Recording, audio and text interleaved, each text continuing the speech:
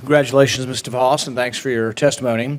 I grew up and went to public schools and got a great education, and big fan of public schools. My kids have gone to public schools, but there are also some public schools that aren't doing very well. You know, even the Department of Education says about half of them aren't doing very well, and half of the kids that are dropping out are kids of color. So I commend you for your work, trying to help lower-income kids and trying to help everybody get a better education. But I think the status quo just isn't really working.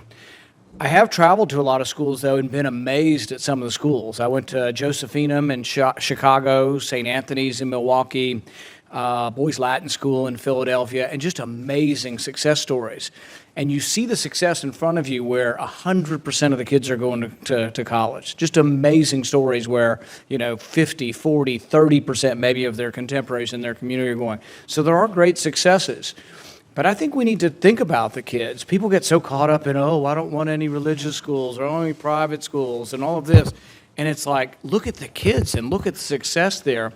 But I thought maybe if you take a couple of minutes and tell us about some of the things you've seen in Michigan, schools that you've either visited that are a success or just some of what you've seen that has excited you about the potential that all these kids do have potential and we shouldn't leave them, behind.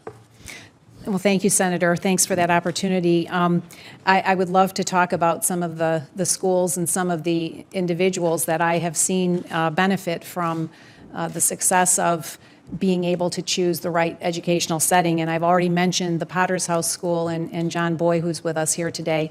That's a school I regularly visit. The students there come from a multitude of different countries, speak many different languages, and most of them are from very, very low income circumstances. And it's just amazing to see the transformation that those students have in going through their Potter's House years. There's another student here right behind me, Denisha Merriweather, whom I've gotten to know the last few years, who is the recipient of a tax credit scholarship program in the state of Florida.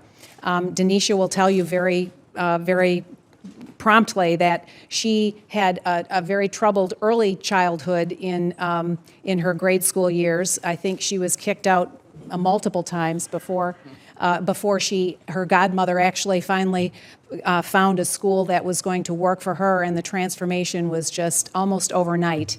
Denisha's the first in her family to have graduated high school.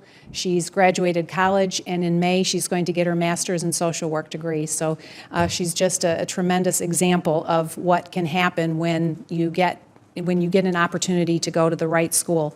Nydia Salazar is also here. And she has, her mom took her and emigrated from Peru because of the opportunity. She knew she would have a much greater opportunity to succeed and thrive. And so Nydia has been the beneficiary of a tax credit scholarship program in Arizona, and she's now in college and pursuing a higher education there. Those are two students. There's many schools that I see that are doing amazing things, actually trying new and innovative ways of approaching education for children. And one of them I'd love to mention is called Acton Academy, and it's truly a unique model in that it's totally student-directed. They form their own constitution, and there's no teacher in the classroom. There's just a coach or a guide, and the guide cannot answer questions. They can only pose a question back to the students.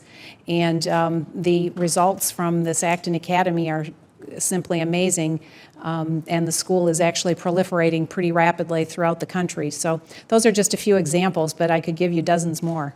Well, and putting a face on it and meeting these kids and seeing that they're going to succeed and looking them in the eye and knowing these young ladies are going to succeed is an amazing thing. And for those who have this philosophic hatred for vouchers and school choice and things, watch the movie Waiting for Superman and see the mom with tears down her face whose child got the lottery and won to get in a good school, and then the one who didn't get in. And Senator Alexander and I went to a KIPP charter school in Nashville, and we met a young woman there.